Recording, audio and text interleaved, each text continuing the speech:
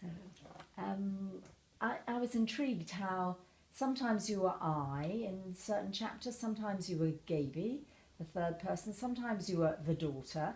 So can you explain why you wrote about yourself in those different ways? Well, it was quite difficult because initially the thing that I wanted to avoid was talking about myself, because I've read too many memoirs which are supposedly by second generation, about first generation, who tend to talk about it's about themselves. So I wanted to distance myself, but it was very, very difficult because I'm kind of central to the story. So what I did is I wrote in the way that I felt was suitable to particular parts of the book. And I thought it didn't really matter too much if I mixed up genres, because I think you can do that nowadays.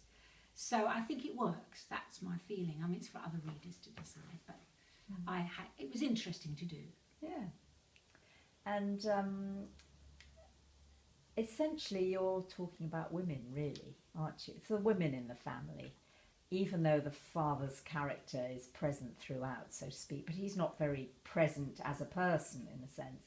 Did you mean to write it about the women in your family? Well, I suppose I'm a feminist, so writing about women is probably something that I'm very interested in. And initially, I used my mother as the basis for the book. I wanted to find out about how she arrived in London and what were the reasons in her life in London.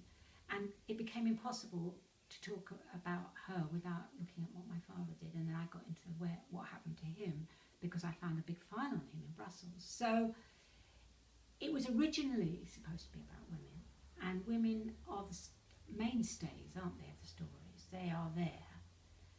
And the men float in and out, I suppose, and maybe that's the story. Yeah.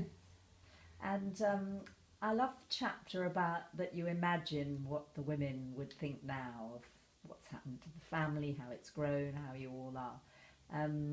It's a very touching chapter, actually, and I think they'd be proud of what you've done.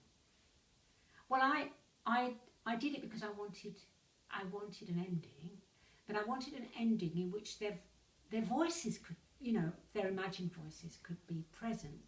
And I really enjoyed writing it because it was really a way of seeing how they might respond.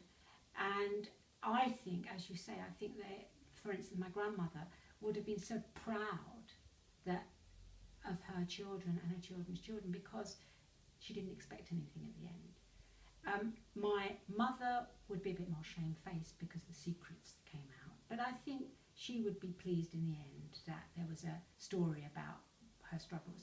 My father probably would have been more kind of academic about the whole thing. He was interested in historical events, so he would have been more interested in how I portrayed his part in those events.